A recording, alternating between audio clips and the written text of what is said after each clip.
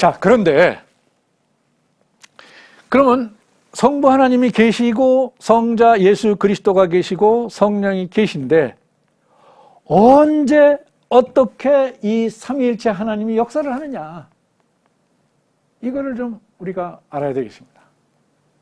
언제 어떻게 하나님이 역사하고 예수 그리스도가 역사하고 성령이 역사하는 것이냐, 여기에도 또 이렇게 저렇게 논란이 있었습니다. 삼위일체 하나님을 이해할 때 결국은 성부 하나님이 모두 관장하시는 것이다. 그래서 성부 하나님을 강조한 군조론이라는 게 있습니다. 성부 하나님이 예수 그리스도와 성령을 같이 관할하면서 결국은 하나님이 모든 것을 관장하는 것이다. 그렇게 생각을 했습니다. 모나키아니즘이라고 해서 군조론이라는 게 있어요. 이거는 그렇지 않습니다. 삼위일체의 성경에 자세히 보면, 나타나 있는 내용들을 자세히 보면 하나님 혼자 모든 것을 하는 그런 모습으로 나타나 있지 않습니다. 하나님은 삼위일체로 역사를 하시는데, 이제 여러분, 얼음과 물과 수증기를 우리가 볼 수가 있어요. 그래서 어떤 때는 물이 됐다가, 어떤 때는 얼음이 됐다가, 어떤 때는 수증기가 됐다가, 그러니까 수증기도 되고 물이 되고 얼음도 되는데 결국 이것은 H2O 물 분자의 상태를 유지를 하면서 양태만 바꾼다 이런 얘기죠. 그래서 양태론이라는 게 있습니다. 양태론. 뭐 이런 게 그렇게 중요하냐라고 할 수 있는지는 모르지만 우리가 삼위일체 하나님을 잘 이해하기 위해서는 이 내용을 잘 이해를 해야 돼요. 그러니까 하나님이 물이 됐다가 수증기도 됐다가 얼음도 됐다가 하는 것이 아니라, 그러니까 양태론을 믿는 사람들 그렇게 믿는 거예요. 이제 어떤 때는 목사님들이 그런 예화를 들어서 설명을 합니다. 그것은 목사님들이 양태론을 믿는다기보다는 여러분들이 이해를 돕기 위해서, 하나님이 때로는 이렇게 역사하고 저렇게 역사한다는 차원에서 이해의 다양성과, 하나님의 역사의 다양성과 복합성을 우리가 이해하기 쉽도록 하기 위해서 양태론적인 내용들을 들어서 설명을 하는 경우가 있습니다. 그럼 목사님들이 양태론 자체를 양태론이라고는 얘기를 안 하죠. 여러분들 이해를 돕기 위해서 설명을 하는 것이고, 근데 거기에서 조심스럽게 생각해야 될 것이 뭐냐면은, 이것이 자칫 잘못하면은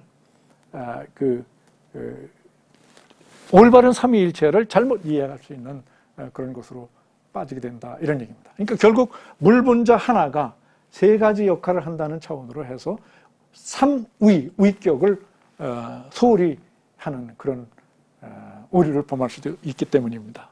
그 다음에 세 번째로는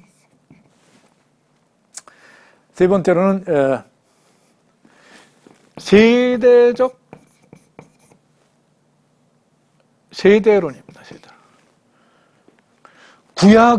구약은 성부 하나님만이 역사를 했고, 성부 하나님이 역사를 했고, 그 다음에 신약은 성자 예수 그리스도가 역사를 했고, 그 다음에 지금 교회의 시대에는 성령이 역사를 한다. 이렇게 딱 나눠서 이해를 하는 경우가 있어요. 물론 크게는 그렇습니다. 크게 그런 면을, 그러니까 성경에 두드러지게 나타난 모습은 그런 모습이 있는 것은 사실인데, 그러나 그렇다고 해서 성부 하나님만 구약에서 역사를 하고 성자 예수 그리스도 성령이 역사를 안 했느냐? 그렇지 않다, 이런 얘기죠. 신약 성서 시대에도 예수 그리스도가 계셨지만은 성부 하나님도 역사하시고 성령도 역사를 했다. 지금은 어떠냐? 성령만 역사를 하냐, 이런 얘기죠. 성령만 역사를 하는 것이 아니라 성부 하나님과 성자 예수 그리스도가 같이 역사를 한다, 이런 얘기죠. 그래서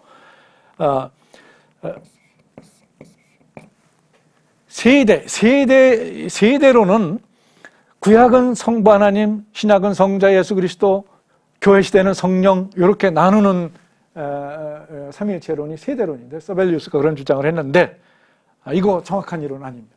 정확한 삼위일체론은 아니에요.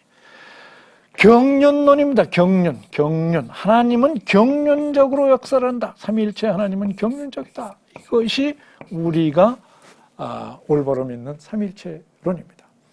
성부 하나님과 성자 예수 그리스도 그리고 성령이 경륜적으로 하나님께서 역사를 하시면서 필요한 부분은 예수 그리스도가 역사하고 필요한 부분은 성령이 역사를 하고, 때로는 하나님이 뒷모습으로 감추면서 성령의 역사가 더 크게 역사하는 경우가 있고요. 그래서 하나님은 필요와 상황과 맥락에 따라서 경륜적으로 역사를 한다, 이런 얘기입니다. 경륜적으로 역사를 한다. 경륜적인 삼위일체가 올바른 하나님의 이해다, 이런 말씀입니다. 물론 이것은 내재적 역사, 하나님이 계신 것이 아니라, 위에만 계신 것이 아니라 내재적인 삼위일체. 그러니까 삼위일체 하나님이 어떻게 역사를 하느냐, 세 하나님이 어떻게 역사를 하느냐 했을 때에 여러분, 우리가 꼭 이해를 해야 될 것은, 하나님께서는 경륜적으로 역사를 한다, 이런 얘기죠. 경륜적으로 역사를 한다. 근데 문제는 성부 하나님과 성자 예수 그리스도 성령이 어떻게 상호작용을 하느냐 하는 얘기죠. 그래서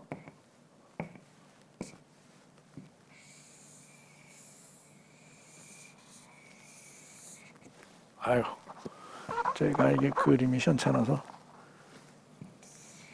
이런 그림이 있습니다. 제가 다시 한번 그리면, 이게 셋이지만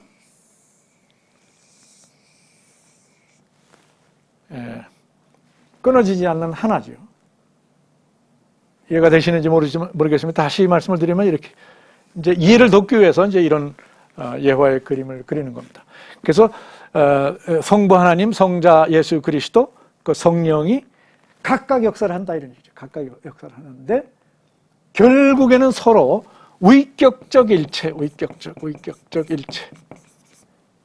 일체다, 이런 얘기죠. 위격적 일체. 이게 왜 위격이라는 말이 나오냐면은, 하나님, 예수 그리스도, 성령이 인격적으로 인간과 관계를 갖고 있습니다. 인격적으로 역사를 하는 거예요. 그러니까 인격이라는 말이 여기다 인격으로 설명을 할 수 없는 것이고, 하나님의 위격이 있다, 이런 얘기죠. 하나님의 위격이, 세 위격이 있는데 세 위격이 하나로서 결국에는 존재한다, 이런 얘기죠. 하나의 모습인데 그것이 세 위격으로 역사를 한다, 이런 얘기죠. 그래서 옛날에 고대에 여기에 대해서 논의를 할 때 어려운 말입니다. 이거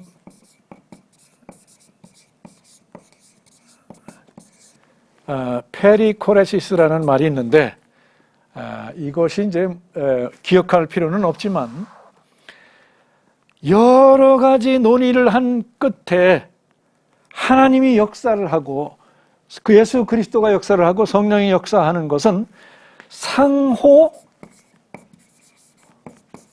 관여한다.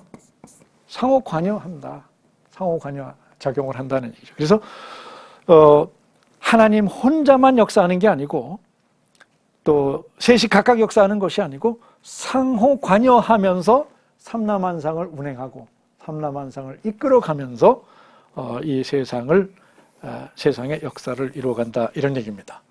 그래서 삼위일체란 무엇인가? 사실 기독교 신학에서도 상당히 어려운 그런 주제였고요. 또 신앙생활 하는 분들 가운데 삼위일체에 대해서 이해를 하는데 좀 어려움을 겪는 분들이 계십니다.